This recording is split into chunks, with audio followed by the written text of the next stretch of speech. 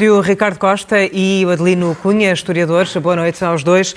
Ricardo, vou começar por ti. Qual é o simbolismo de termos tido esta terça-feira um presidente de um país invadido, o Volodymyr Zelensky, a falar por videochamada para um parlamento como é o Parlamento Britânico? É um dos factos mais interessantes, se quisermos, do ponto de vista de imagem desta terrível guerra, tem sido o papel que o Zelensky tem tido e, nomeadamente, nos discursos que faz para o exterior, os discursos que faz sozinho nos seus vídeos, várias vezes ao dia, tentando mostrar que está em Kiev, porque volta e meia a propaganda russa diz que ele está noutro sítio, e ele faz questão sempre de mostrar os sítios para as pessoas perceberem que ele está mesmo ou no palácio, ou em frente a uma igreja, etc. Para identificarem os locais. Sim. E depois nestes discursos para fora que têm tido um papel muito importante. Os relatos, por exemplo, no Conselho Europeu, que começou por decidir as sanções e também as ajudas à Ucrânia, os relatos dos vários membros do governo presente, líderes do governo que ali estavam presentes, os 27, foi de que o discurso que Zelensky fez em direto para esse Conselho Europeu foi brutal e emocionou a sala e foi determinante para o nível das sanções. Ele também já fez um discurso para o Congresso norte-americano, para o Capitólio, e hoje, pelos relatos, foi a primeira vez que um chefe de Estado estrangeiro discursou no Parlamento Britânico, que é o Parlamento mais antigo do mundo, no sentido do parlamentarismo que nós temos hoje em dia. E ovacionado de pé, mais uma vez. Ovacionado de pé. E isso tem feito, porque de facto pelo nível do discurso, pelo nível também emocional do discurso, faz com que as dúvidas que existissem do ponto de vista, não tem havido grandes dúvidas, mas o nível das dúvidas que existissem, sobretudo nas sanções económicas, muitas destas sanções fazem ricochete, ou seja, quando a União Europeia, quando o Reino Unido, que já não faz parte da União Europeia, quando os Estados Unidos ou outros países, individualmente, aplicam sanções, muitas destas sanções fazem ricochete às suas próprias economias e, portanto, aos seus próprios cidadãos. Mas, portanto, isto tem sido extraordinariamente importante. Não deixa de ser, ironicamente, triste que o Reino Unido é um país que continua com fortíssimas restrições às autorizações de entrada de refugiados ucranianos, porque não se a alterar a sua lei, que é draconiana, desde que saiu da União Europeia. Já tinha uma política de imigração à parte, mas ficou muito dura e está a ser fortemente criticado, quer dentro do Reino Unido, quer fora do Reino Unido, por não estar a aceitar ou estar a aceitar muito poucos refugiados ucranianos. Mas, na frente das sanções, não há dúvidas de que esse efeito existe. Hoje o Reino Unido anunciou que vai deixar de comprar petróleo à Rússia e está a fazer alguma pressão, ou bastante pressão, sobre os oligarcas russos, mas não a pressão total. E, aliás, Londres é a capital dos oligarcas russos fora de Moscou. Adelino Cunha, perante todo este cenário, todas estas sanções, pacotes de sanções pesadíssimos à Rússia, todos os dias há empresas que suspendem atividades no país e este isolamento, ainda que Moscou não fale em isolamento, porque ele diz que o mundo é muito maior do que a Europa e do que os Estados Unidos. Mas perante isto, qual é que pode ser a próxima jogada em termos políticos do presidente Vladimir Putin? Boa noite. Estas fronteiras vão ser redefinidas e eu acho que podem querer dizer uma de duas coisas. A primeira é apenas uma resistência dos russos ao avanço do bloco euro-americano, à NATO e à União Europeia, ou pode querer dizer algo mais profundo do que isso, ou seja, como se houvesse uma procura de uma nova ordem, muito tempo inspirada pelo nacionalismo, pelo paternalismo, czarismo, reconfigurado naquilo que era o espaço da antiga União Soviética. Se isto for verdade, este segundo cenário, ou seja, se há aqui um regresso ao paternalismo do czar e tentar que um novo espaço seja construído sobre o espaço da União Soviética, a questão que se vai colocar é como é que a Rússia vai definir essas novas fronteiras. E aconteceram, se calhar, dois momentos relativos relevantes que nos passaram um pouco despercebidos no meio de todos estes acontecimentos cada vez mais acelerados. Tem a ver com a própria lei da cidadania, que os russos alteraram, simplificaram muito o processo e permitem que qualquer cidadão, no fundo, que fale russo possa reivindicar essa cidadania. E, por outro lado, a própria doutrina militar dos russos, revista em 2014, permite, além de definir o Ocidente como o seu inimigo principal, e a NATO, permite que, onde existam russos, e os russos não são russos de cidadania, nem são russos geograficamente residentes da Rússia, onde eles estiverem, que possam ser resgatados. Portanto, a questão que eu queria levantar, e é especulativa, mas tem a ver com qual dos dois caminhos é que Putin poderá seguir, se um caminho mais defensivo, a consolidar os estragos que já fez na Ucrânia, ou se poderá, no fundo, precipitar-se numa deriva à procura de fazer da Rússia onde estão os russos. E há minorias russas significativas, por exemplo, nos Estados Bálticos. Era que eu queria chegar. Na Estónia, na Letónia e na Lituânia. e depois estão também na Roménia e na Moldávia.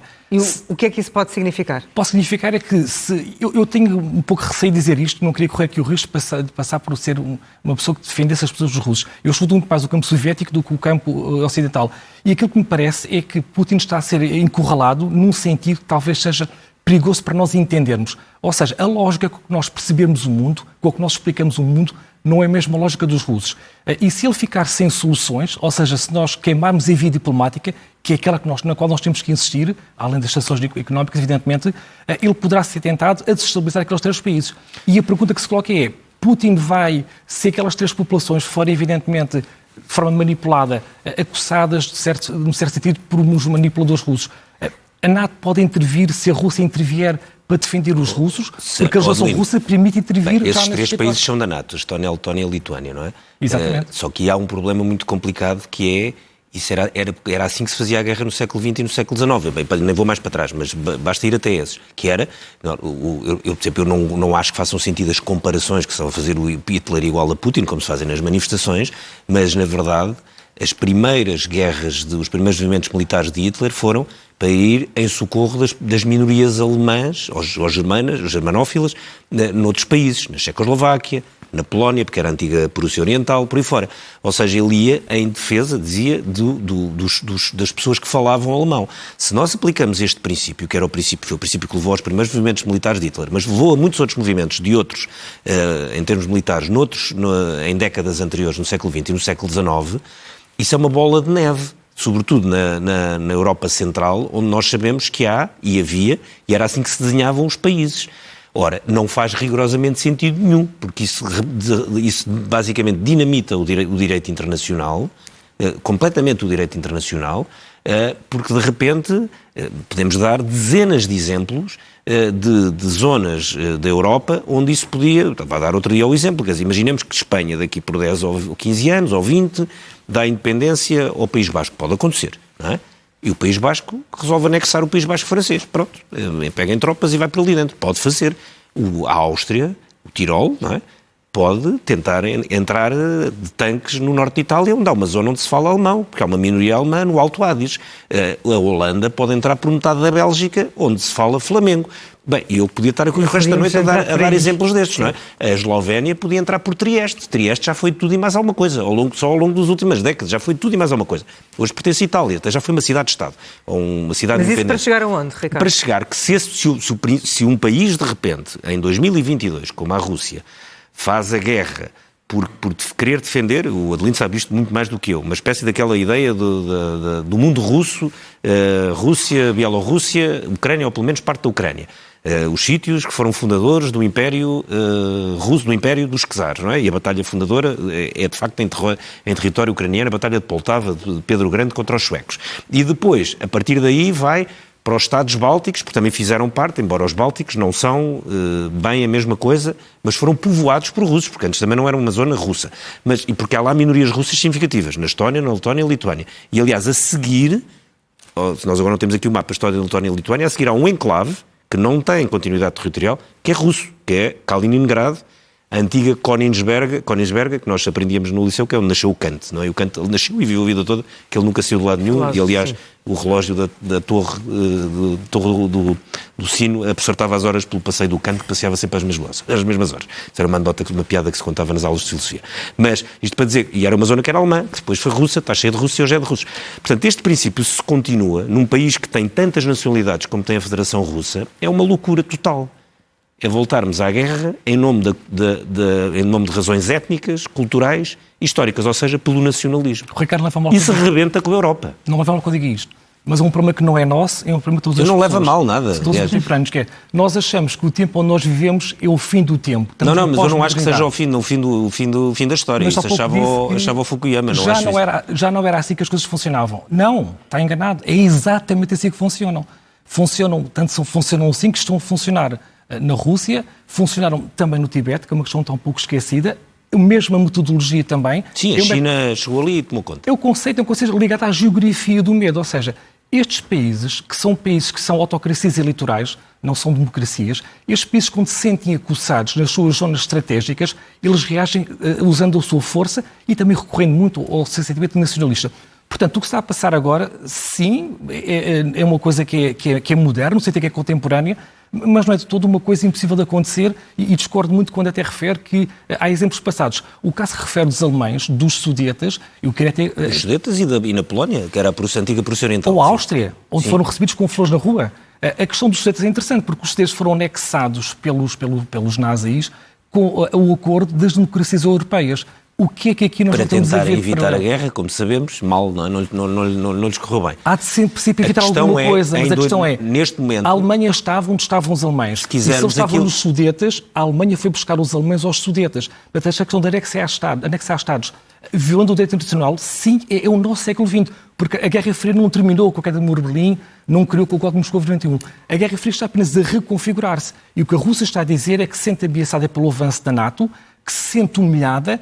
E eu acho que é perigoso que a única solução para o conflito seja ou deixar que a Rússia seja humilhada ou que haja um conflito com armas nucleares. O que eu acho é daqui que nós temos que sair deste beco onde nós próprios, europeus, e foram as democracias europeias que nos levaram para este beco. Eu discordo completamente. Primeiro não há beco nós podemos discordar aqui no Não, eu discordo completamente. Primeiro não há beco nenhum. A Rússia não estava em beco nenhum. Rigorosamente em beco nenhum. Aliás, já tinha anexado a Crimeia, já tinha, enfim, turbinado a guerra do Donbass e, portanto, não estava... Geórgia, não estava a Arménia... Isso antes disso e, portanto, não tinha... Mas não antes disso, é a mesma dinâmica. Eu sei que é a mesma dinâmica, com uma pequena diferença. A história não pode ser ficha em tanques. A Ucrânia é um Estado soberano. A Ucrânia é um Estado soberano. A Rússia é um Estado soberano e desde 1945 que não havia uma invasão assim de um país por outro. Isto não acontecia em solo estritamente europeu, não é? Não acontecia. E por isso é que esta guerra por isso é que nós estamos aqui em emissões contínuas há vários 13, 14 dias. É a primeira dias, vez desde 1945 que um Estado soberano invade outro Estado soberano em território europeu. Portanto, não é uma brincadeira. Depois podemos, obviamente, encontrar esse contínuo e que Putin fez várias, na Geórgia, na Moldóvia, por aí fora, e depois teve em várias outras guerras, ou diretamente, como o caso da Síria, ou noutras através de proxies, como está na Líbia, que são situações diferentes. E, portanto, há, de facto, olhando, e vê-se, e há muitos artigos agora a sugerir, a lembrarem artigos antigos, de pessoas que, como ainda hoje circulava muito no Twitter, um artigo Vasco Polivalente de 2015, e é verdade, como historiador... Ricardo, mas o que tu estás a dizer é que o Adelino, de certa forma, está aqui a normalizar aquilo que está a acontecer? Não. O Adelino está, e percebe muito mais de história da Rússia, está a explicar o que é que pode estar na cabeça de quem faz. Eu não percebo que eu acho é que isso... Não, agora há aqui um problema muito complicado, não é?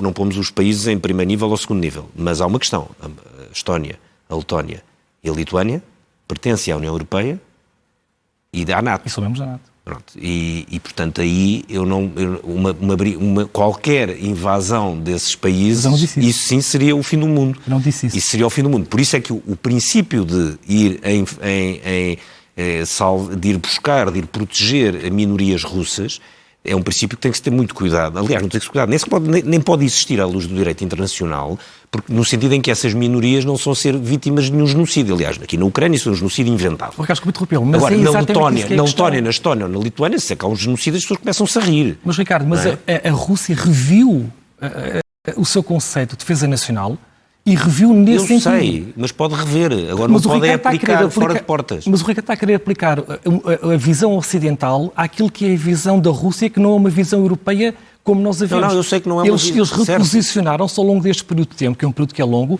exatamente no sentido em que eu estou a tentar explicar, enfim, não é, estou a tentar explicar com humildade, é uma perspectiva que é evidentemente contingencial e é revista e vai ser revista. O que me parece é que este processo, que é um processo que é inacabado, pode ser perigoso. Os processos são todos inacabados, não é? Isso é aquela questão do fim da história, nós sabemos que não é verdade. Mas este processo é já perigoso. Foi decretado 2 ou 3 vezes. Se os russos quiserem usar a mesma metodologia que eles usaram na Ucrânia, que é desestabilizar uma região, depois intervir, como na Geórgia, aliás, a Abkházia, está para resolver ainda. A mesma estratégia dentro de países da NATO, se houver esse extremar de posições, o que eu estou a dizer é que pode ser perigoso, porque vai colocar a NATO no dilema. A NATO intervém ou não intervém? No que se for nesses tem que intervir. Se for nos países que pertencem à NATO. Nós estamos convictos os três que a NATO vai intervir. É isso que os governantes têm dito. Na Estónia, Letónia ou Lituânia, eu diria que sim, porque são países da NATO, não é? Ou seja, não se trata de ser um país próximo, um país amigo, um país... Não, estamos a falar de países da NATO. Acho praticamente impossível que não haja uma intervenção. Ou seja, o que eu achei maravilhoso é que os russos... Eu espero não ver isso e espero que ninguém assista a isso, porque isso sim é uma situação ainda mais perigosa do que esta. E por isso é que eu acho que este caso tem que ser combatido da forma que está a ser combatido, do ponto de vista das sanções económicas, que são de uma brutalidade que ninguém imaginava, nem quem as está a aplicar.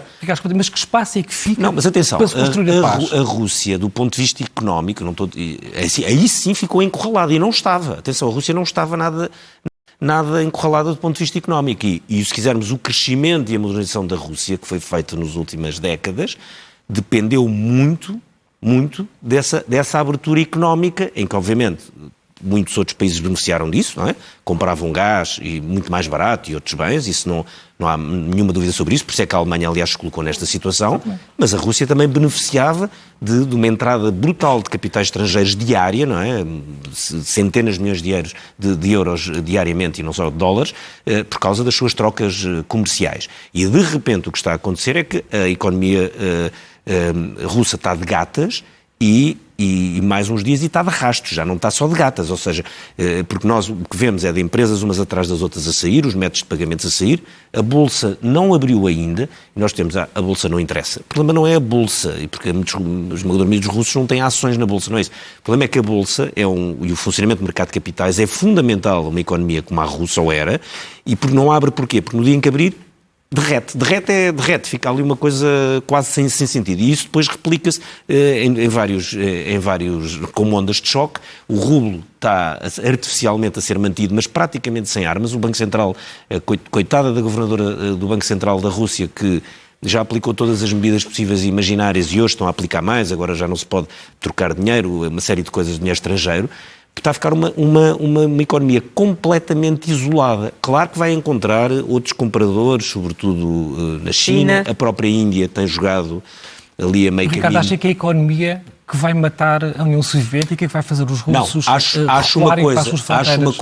Não acho. Acho é uma coisa. Acho que nem nos piores pesadelos Putin ou o Kremlin imaginariam este nível de sanções económicas, nem com esta rapidez, foram com uma rapidez brutal, nem que tivessem efeitos tão imediatos. Isso não imaginavam de certeza. Mas ainda assim, não é isso que vai fazer Putin recuar? É isso, Adelino? Não, porque nós caímos muito na tentação, e eu também, nós achamos que o Putin ou é um fruto daqueles fanáticos nacionalistas ou é um saudosista da União Soviética. E tem lá ao lado, como o patriarca da Igreja Ortodoxa. São estes lugares comuns que nós repetimos, que é, ou ele é produto do fanatismo nacionalista. A pessoa que diz que Kiev é Jerusalém, ou a Jerusalém dele, enfim, é uma coisa um bocado martelada em termos históricos, como sabemos. De acordo, mas é que nós confundimos Putin com os russos e confundimos Putin com o Estado-Maior russo e até com uma ala militar, que é, aliás, até muito mais, eu diria até muito mais radical e conservadora do que o próprio Putin. Eu acho que nós estamos a confundir muito o líder político, claro que ele é o responsável pelos atos todos que estão a ser cometidos, mas há muito mais na Rússia além do Putin.